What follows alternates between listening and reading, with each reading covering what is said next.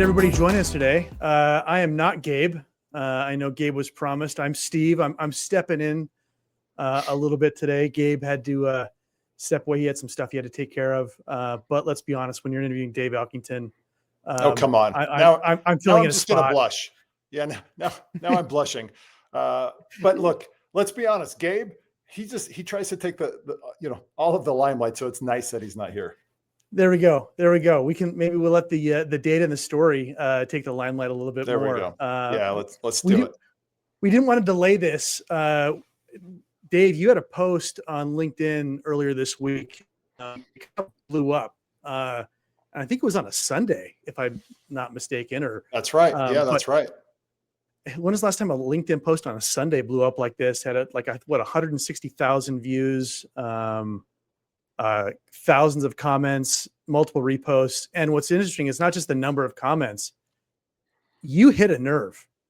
Like there was a serious trigger in looking at some of those comments there. So kind of want to dive into it, but not just the data of the post, but like what's driving and what hit the nerve. So I don't know if you want to kind of go over it a little bit. Yeah. And it's been a theme I've been posting about, honestly, off and on for the last, by the way, my internet's a little bit shaky. I'm up in the mountains right now. So if just fill in for me if I go silent for a minute, but look, this is a topic around this what's happening in the SaaS industry versus the AI industry. And this contrast between the two is really fascinating. And so I did a post basically that looked at SaaS valuations as they've declined. And there was I'm going to pull it up, but not quite yet. But the Aventis Advisors, and I just was randomly searching the web. I do a lot of research as I do my LinkedIn posts. So this study was really fascinating, where it really talked about this precipitous decline of growth rates in the SaaS market. And I'm like, okay, what's behind this? And it really is, if you look at the growth rates over the last 15 years, it goes from 36% down to 12%. And that's crazy, right? The other thing that I didn't put in the post was, as of I think it's Q2 of this year, there was 3 public SaaS companies that were Rule of 40 SaaS companies. So let me explain what Rule of 40 is. I mean, this, by the way, there's crazy stuff happening. Yeah, isn't that crazy? So yeah. Rule of 40 is you basically take the sum of your growth rate and your profitability. And if the sum of those two together is over 40, you're considered a healthy and one of, a top tier SaaS company. And again, 3 out of all of the SaaS here, let's share my screen. I'm going to share my screen here. Cause this is, it just shows what's happened, like this shift that's happening and frankly, undermining this traditional SaaS, market. I guess it's more than 3 as I look at this right now. So can you guys see this? Let me know right now. Yep. Okay. So look at this. These are the companies. There's a small group of companies that are actually outside this Rule of 40. And 10 years ago, everybody did. And it wasn't through profitability. It was largely through their growth rates. So if we kind of flip back to this post, what we're really talking about in this post is that basically it's the decline of the growth rate of SaaS. So there's 6 interesting key points. I think it's probably worth looking at. So again, where do you want to go with this, Steve? We can go anywhere. Let's just go. Let's start at the points. Let's go through them because I think they are really interesting because it's not just the data. It's the points kind of, this is what it means. And the first one, okay, said that workflows. That's right. So SaaS, and look, I'm going to wander around here a little bit because I think the reason what we promised people today was we're going to kind of give the data or the meaning behind these points. So really what's happening, and I'm going to do a big picture thing. So if you look behind the last 15, 20 years of SaaS came in and disrupted the software of the 90s. So think kind of Siebel Systems and Oracle. And it was very very, very effective, but very expensive, very difficult to deploy. I mean, the deployments wouldn't just take months, it often take years. Well, what SaaS did in the early 2000s, obviously led by Salesforce.com, it allowed everybody, it created ubiquity and the ability to deploy CRM systems, ERP systems. And they started largely as just a database, right? So if you think like it's a contact and customer database, and if you weren't, by the way, using like, Oracle or SaaS or like SAS, or companies like that, or SAP, excuse me, you would be in like the very, very small, like gold mine for the old dudes on this on the show right now. And so there was nowhere in the middle. SaaS brought a ubiquitously available, enterprise grade customer management system. And it really, I mean, the growth rates of those companies were crazy, right? You'd see 100% growth rates over like 7 years. I think Omniture was one of those early companies that got bought by Adobe. Their growth rate was over 100% for 7 straight years. Like, and as they went into the public offering, Salesforce similar. But what's happened is in order to drive those continued growth rates, what they did is they had this basic database, like it's a web database. They added automation tools on top of it in order to drive, more capability for their clients. But it also allowed them to do lots of upsells. So if you think about Salesforce, initially it was just a sales CRM, kind of a web. Think about it this way, like a web-based, gold mine or Act on, Siebel, any of the old systems. Yeah, that's right. Yep. Yeah, thank you. And then they started adding like marketing automation onto it, and they added sales automation onto it, and they started adding call center and support and trouble tickets. And I mean, they bought cash, all of this stuff. And those add-on capabilities where they were driving productivity and efficiency, those are the workflows that they were selling basically. The problem is they basically sold that market out. So your growth rate is going to naturally go from 30% at large, at scale, down to this predicted 11%, just because there was nothing else to sell. So it's not, and in my post, again, it is a little provocative, where I basically am saying SaaS isn't slowing down, it's being cannibalized and eaten alive. The first phase of what's happening is actually that it's just that there was no more area to grow. So it created this vacuum for AI to come in and actually begin to cannibalize this space of growth. So if you juxtapose current growth rates, 12, 13%, to what you're hearing, and let me give an anecdote. This is, I would say, I won't share where I got this information, but Cursor, the web dev kind of AI web IDE, they just raised $2.3 billion at a $29 billion valuation. And I was just like, how on earth does that make any sense? Like, I can't, that's crazy. So I talked to a friend who is an early investor in Cursor. And he said, let me tell you a little bit of the story behind what's happening. And again, these numbers aren't going to be exactly right, but pretty dang close. So in April, they were at a $200 million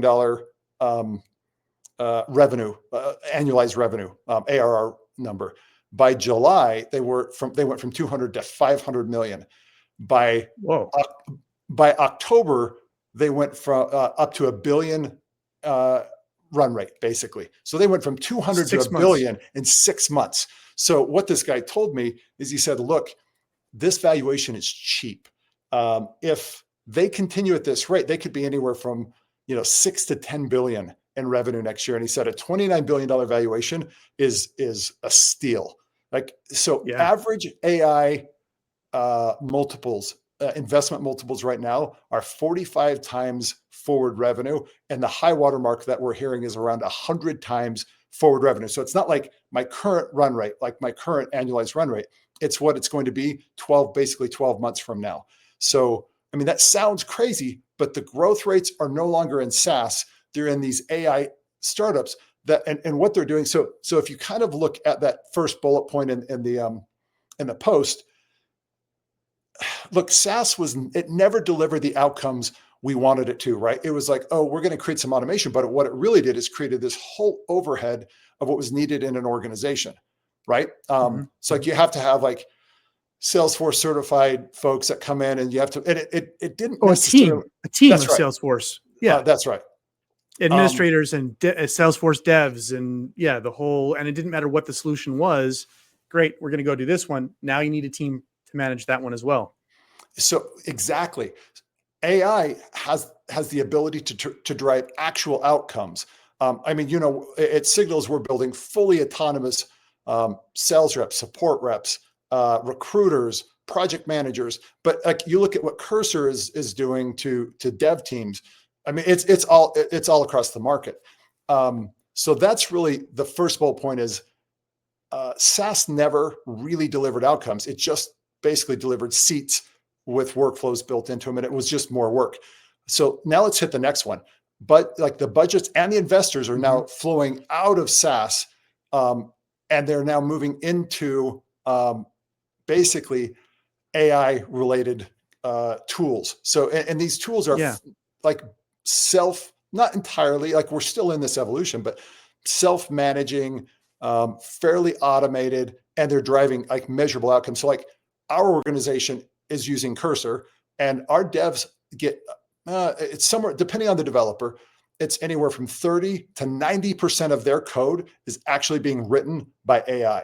So what that means is a developer or a software engineer basically is now equal to anywhere from 3 to 10 of what they used to be. So like you can now just hire fewer software engineers and get the same output, or you can hire additional engineers and you get crazy output. So CFOs are pulling money dramatically out of especially that tool layer of SaaS, and then they're reinvesting that into the AI stack. So that's the bullet too. Yeah. It seems. I was going to say it seems like we're going from like developing screwdrivers to like whole systems that like build walls, right? Like it just builds the whole house for you. That's exactly right. Yeah. So the third one is super interesting. It says its feature parity has killed differentiation. So at first, like Salesforce was like the sales CRM, and Zendesk was the support CRM, and HubSpot was the marketing CRM. But because they were trying to chase those growth rates, they all just added everything, right? So it's like like HubSpot is full stack, Zendesk full stack, Salesforce, like they're all the same thing. So what that really means is there is no differentiation. The entire category, CRM, CX, marketing automation, it's the same. And so the moats are now gone. So really moving outside of SaaS, like there's just not a lot of stickiness. So that like all of these trends are happening all at the same time. And so really, and by the way, the fourth point here is, we kind of hit it, but basically enterprise hit like peak SaaS several years ago.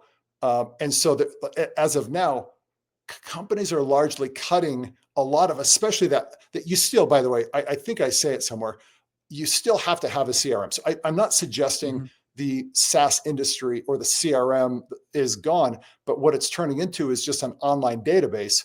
And then we're peeling away all of those add-ons that are so expensive. And then we're replacing them with more of these AI capabilities.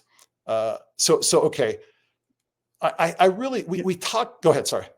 No, I was going to say it's fascinating how you have this expansion, and then you look at these different platforms that you mentioned, and we're really talking about, they all do the same thing, but it's like, do you like Coke or do you like Pepsi? It's still a cola. It's got plenty of caffeine, but which version, what color logos do you like better? And that's like the difference. I think that's what's happened in SaaS. So you see like if you look at like HubSpot's market cap over the last like year to date, it's down 60%. They've lost 60% of their value. Salesforce is just under 30%. Like they're all in the same place. And again, none of them want to say it, but basically they're losing customers. Like that growth rate basically means they're losing market share, and it's not disappearing. It is a transfer of value. So it's moving out of this traditional CRM. Again, that base database layer, we still need that. And what it's turning into is the human interface, whereas the APIs are how the AI is interacting with it. And by the way, there's all kinds of like unnatural behavior. So I'll give you an example. Earlier this year, Salesforce under the guise, maybe, again, this is my opinion. So, somebody at Salesforce is going to be like, that guy is a liar. Salesforce limited the Slack API integration capability. So it's only one at a time. So the bulk Slack data access is now gone. And you can see exactly what they're doing is they're trying to create a moat away from individual AI companies to be able to consume that information, which is really, I think, number 6, where we're saying all the action is in the compute and the data and the agents and not in this just kind of storage layer. So like, think about what Salesforce did. They basically said, we're going to put a wall. We're not going to give you bulk access to your own data because we want to build our own AI tools in order to maintain our customer base and maintain some level of customer retention. And it's like, that's not an abnormality. Like, we're seeing all of these kind of, the API becomes, because the data is so valuable, the API is becoming like really the gatekeeper to get access to all of that data. So look, go ahead. I was going to say, it reminds me of some of the tech stuff that you saw like in the 90s and things, between like the PC world, which was, hey, bolt on whatever you want here, make this however you want it. And the Apple world at the time, which was, nope, it's got to be exactly what Apple wants you to have and what it wants you to do. We might have lost Dave here. But yeah, it's fascinating to see how this is changing overall. I think to that 6th point that I think Dave was going to talk about, we're sitting there looking at, moving down the tech stack. Dave, are you back? I'm back. Yeah, I warned you. Okay. My Wi-Fi up here, sketchy. Perfect. I was talking about the 6th point, where how it's moving down the stack and what you're going to make there. So if you look at what's happening in the market, it's not that, again, SaaS will have a life. And the other thing you have to also consider is these, like Salesforce.com, their customers they own the large enterprise. Zendesk in their space, they own large enterprise. What that means is they have multi-year contracts, 3-year, 5-year, in some cases 10-year contracts with their clients. And so the question is Salesforce.com going to be gone? Of course not. Like, there's just too much energy and momentum built into those contracts. And that's going to buy them time to basically revisit the way they think about those tools that are built on top of that CRM or that data layer. And so but the transition, and one of the points I make in the post, there's, again, I think over 1,000, 1,200 comments. There's a lot of people who are saying, well, is it going to go away, or what's happening to that layer above? Salesforce, and we saw that at Dreamforce this year, they're going to, none of these companies are going to go away, at least not on purpose. So they're buying companies very aggressively. So they're buying AI specialized companies.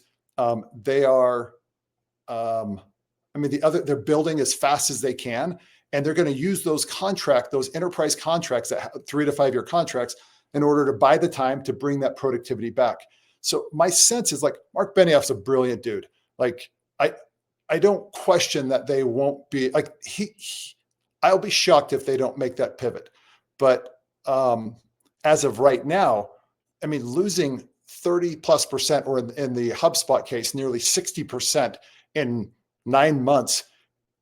You can't ignore that. And there is some chance. You look at some of the companies that the SaaS industry disrupted, like IBM, Oracle, some of those, you look at IBM, they've not been able to make that pivot. Oracle, interestingly, just did make the pivot, because what they did is they went and bought the compute. So they bought thousands. I think they committed, I can't remember, it's either 200 billion or 400 billion of NVIDIA chips, and they're building data centers out. So that's an example of a legacy company who saw the opportunity, and they've invested, and their market cap is, and the value they're bringing clients has skyrocketed. Whereas someone like IBM is in the middle of that transition, scrambling to see if it can remake itself in the AI world. So really, the traditional SaaS is dead. I think there's no doubt about it. But the question is, can these legacy dinosaurs pivot and adapt to the new world? And that's the show. We're kind of like, in Lord of the Rings, when, I think I've said this in a previous podcast, when, they're all traveling over the mountains and there's these giant there's stone giants that are fighting.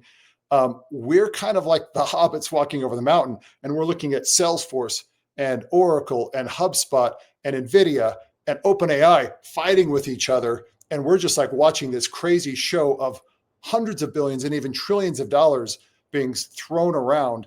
And then you see little sneaky companies like Cursor or Lovable that kind of pop up, and they're actually disrupting. So, and we'll finish on this. I don't want to take too long, but the most interesting thing that I've seen go ahead. I lost your audio for a second. Yep. I don't know if but all right, it's my Wi-Fi. So one of the most interesting things that I think has happened is Google's Gemini 3 release, early, like Monday or Tuesday of this week. Monday. Here's what's in that release. It's very good. It's the Gemini 3 new model. It's a stepwise model. It's really, like, we've tested it. It's very good, but that's not interesting. It's because models are becoming really, it's just going to be a race to the bottom. What's interesting is they released a whole series of integrations into the entire Google ecosystem. So if you look at the Mag 7, which are the top 7 largest public companies in the world, Google in February was, I think, in last place in terms of growth rate. February or March or April, they were struggling, and they dumped the gas on. And what they did is they first built the models. And again, this, I'm telling you guys, some of you are listening, but Elkington's nuts, not wrong, but this is super interesting.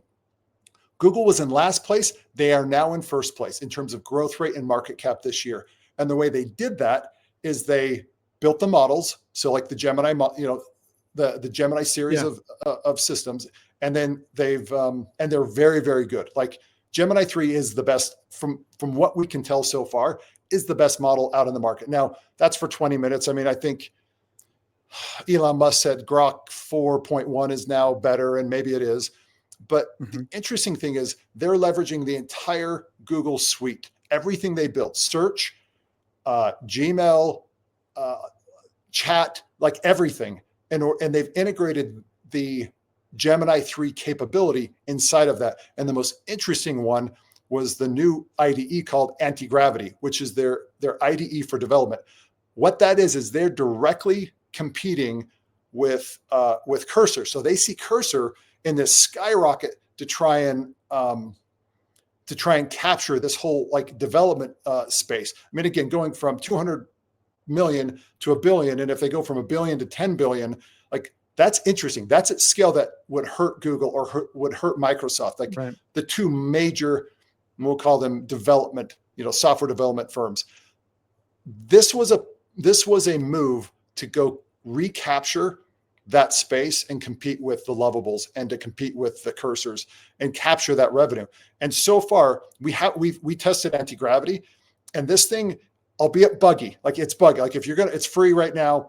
It is a little buggy, but it is, when it works, it's really, really good. Like it is by far better than Cursor. It is by far better than Google or Microsoft's Copilot.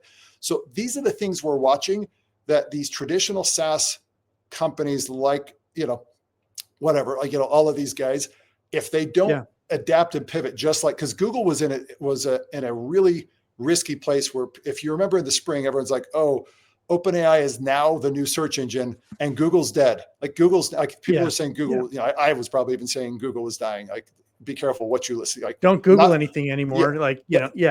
That's right. Well, now Google is the highest growth rate company of the Mag 7 in the world. They've just delivered a product that, again, they've got to work out the bugs in this thing, but it is unbelievably good. It's not just a very sophisticated autocomplete. This thing is like writing code. It's an agent. It's an AI agent fully built in. So it's building things. It's interacting with you. It's deploying it in a browser. It's testing it.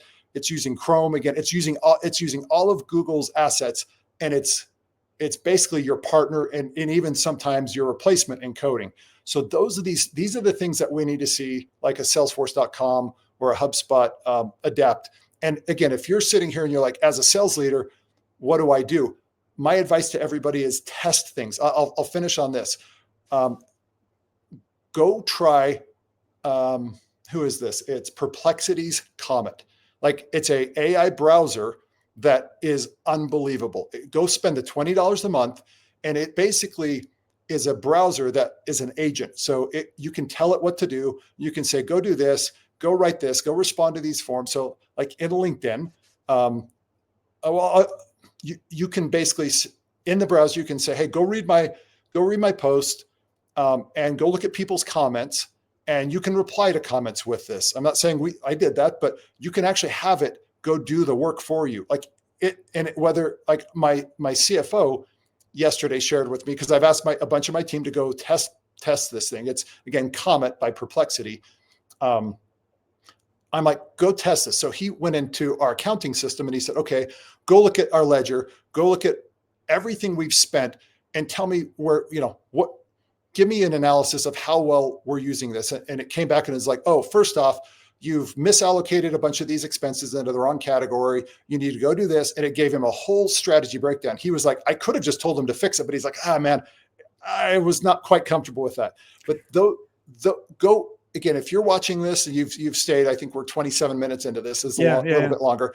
Go test Cursor or go test Comet and other things. Like, I would be running tests with you and your team every day. Spend the 20, because most AI tools are between 20 and $50. I would be testing, and they're all month to month. Test like crazy. So that's it. I had Atlas. I tried Atlas, the OpenAI's browser. I had it interact with one of our cloud employees, but I needed to test it in Castilian Spanish. I said, I want you to evaluate how well this cloud employee interacts in that language. In that language. I don't speak a word of Spanish. Well, a couple words of Spanish, enough to order food.